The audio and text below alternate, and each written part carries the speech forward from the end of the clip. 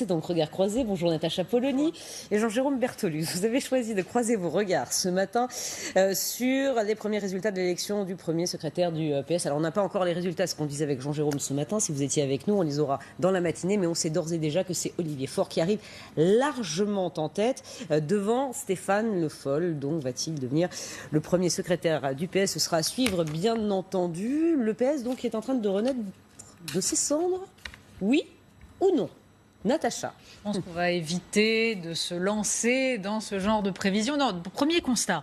Souvenez-vous, il y a une semaine, ce sondage, LCI Le Figaro, à l'occasion du débat qui d'ailleurs avait été, de l'avis de tous, plutôt marqué par les interventions de Stéphane Le Foll et d'Emmanuel Morel. Et puis, c'est donc ce sondage qui disait que parmi les sympathisants, Stéphane Le Foll arrivait largement en tête. Et je me souviens qu'on en discutait. J'avais dit à ce moment-là, écoutez, le militant est un être à part. Et de fait, le militant est un être à part. Il faut quand même se souvenir que des militants Europe Écologie Les Verts ont préféré choisir Eva Joly comme candidate à la présidentielle que Nicolas Hulot. C'est-à-dire que la logique qui est à l'œuvre dans un vote comme celui-là n'est pas la logique du citoyen normal qui se demande qui va pouvoir porter des idées, avoir le plus de notoriété et d'assises. Donc le choix d'Olivier Faure, il est très spécifique. Quand on a entre 35 000 et 40 000 votants, comme c'est le cas là, eh bien, déjà, ça veut dire que se sont mobilisés, mais dans un parti comme le PS, qui reste un parti d'élus locaux, de notables, se sont mobilisés les gens qui ont des intérêts directs. On est vraiment dans la question du clientélisme classique. Donc c'est celui qui ratisse le plus large, qui est finalement le plus petit dénominateur commun. Alors est-ce que ça va permettre au Parti socialiste de renaître de ses cendres? Bien, tout ce que je viens de dire montre quelle est, à mon avis, la réponse. Et vous, Jean-Jérôme, est-ce que vous partagez ce point de vue? Tout à fait d'accord avec le constat. Dans tous les partis, les militants, ce sont des races à part des sympathisants, à part des Français. Il n'y a eu qu'un moment au PS où effectivement, on va dire, les militants ont rejoint les Français. C'était notamment lors des primaires de 2006, où les militants se sont portés sur Ségolène Royal, qui faisait en quelque sorte, qui émergeait dans l'opinion avec Si c'était elle en couverture du Nouvel Obs. Alors ce qui est vrai, c'est que si effectivement le succès d'Olivier Faure se confirme, les ennuis commencent pour lui, parce qu'il y a quand même des questions, puisque vous faisiez référence à ce débat auquel ils n'ont pas répondu et auquel Olivier Faure n'a pas répondu. Ça veut dire d'abord quoi? Ça veut dire une question simple, c'est qu'est-ce qu'être socialiste aujourd'hui? Qu'est-ce qu'être socialiste quand depuis des années, en fait, les socialistes, comme les autres hommes politiques, peut-être à part les deux extrêmes, mais ils n'ont pas été au pouvoir, ont les yeux rivés sur les déficits, sur la nécessité, effectivement, de contenir les déficits, ce qui est d'ailleurs sans doute une vertu. Mais alors, qu'est-ce qu'on fait par rapport au service public? Qu'est-ce qu'on fait par rapport à toutes les interrogations des Français qui voient dans leur commune, effectivement, les médecins disparaître, les services publics disparaître, le commissariat longtemps promis qui n'arrive pas? Qu'est-ce qu'être socialiste aujourd'hui? La deuxième question auquel Olivier Faure va devoir répondre, c'est comment il va remettre ce parti qui ne bosse plus depuis 20 ans. Et quand je dis qu'il ne travaille plus, c'est qu'il ne produit plus d'idées, mais surtout il n'est plus en lien avec la société. Qu'est-ce qu'un parti? C'est de réfléchir, d'être en lien avec les intellectuels, d'être en lien avec les associations, les grandes associations nationales, mais aussi les associations de quartier, d'être véritablement dans la vie. Le PS, il est en quelque sorte mort-vivant depuis 20 ans. Ça va être la deuxième question auquel il va devoir répondre.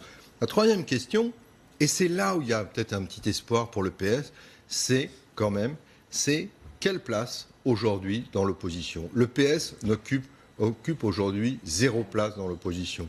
Mais en revanche, on peut se dire quand même qu'il y a la place pour un parti entre la France insoumise et la République en marche. Je vais vous dire très franchement, je n'y crois pas. Pourquoi? Tout simplement parce que regardez qui a voté hier. On a médiatisé quelques votes. François Hollande, Pierre Moscovici, mais qui se réclament de la fameuse social-démocratie. Cette social-démocratie qui est en train d'être éradiquée absolument partout en Europe parce qu'elle a échoué. Parce qu'elle a échoué à lutter contre toutes les injustices, les inégalités, les destructions culturelles et économiques qui naissaient du néolibéralisme. Elle a tout accepté. Et François Hollande et Pierre Moscovici, chacun à leur manière, en sont l'image absolue. D'autant qu'on ne voit pas, mis à part quelques considérations sur un peu plus de justice sociale, on ne voit pas Par exemple, quelle est la différence majeure entre un Pierre Moscovici et la politique d'Emmanuel Macron menée aujourd'hui? C'est infime si on va dans le fond des questions derrière les postures.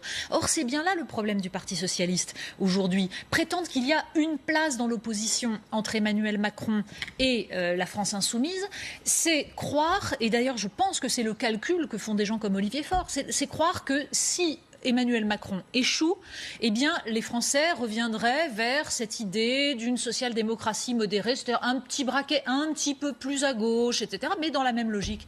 Mais jamais de la vie. Et c'est bien ce que nous montrent tous les votes en Europe. C'est-à-dire que si Emmanuel Macron échoue, ça risque d'exploser. Aujourd'hui, vous avez raison, la social-démocratie a échoué un peu partout, est en déliquescence un peu partout, mais surtout, on ne sait plus ce que c'est que la social-démocratie. Et moi, en France, je ne sais pas ce que c'est que la social-démocratie, parce que la social-démocratie, c'est un parti de masse en lien avec des syndicats de masse. S'il y a vraiment quelque chose qu'on ne trouve pas en France, c'est ces deux sujets. Ça, c'est un premier point. Le deuxième point pour lequel je ne suis pas du tout d'accord avec vous, vous dites très justement avant, il y avait les sondages, il y avait ce débat, on pouvait penser que les militants allaient voter comme les sympathisants.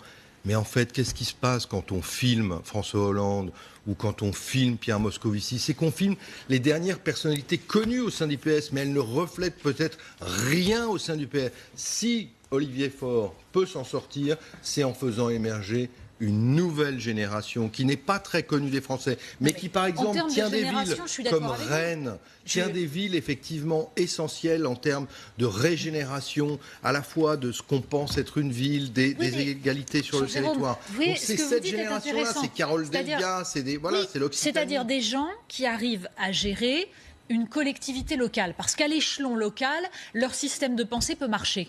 Mais à l'échelle nationale, des gens qui acceptent le libre-échange exactement comme les libéraux, des gens qui acceptent l'Union européenne telle qu'elle est aujourd'hui exactement comme les libéraux, avec les dictats sur les déficits dont vous parliez exactement comme les libéraux, à l'échelle d'une nation, eh bien ils sont inaudibles tout simplement. Merci beaucoup, merci à vous deux d'avoir croisé vos regards sur l'avenir du Parti socialiste dont on attend les résultats. Ce sera certainement dans la République LCI tout à l'heure, Julien Arnaud. Effectivement, l'annonce de Stéphane Le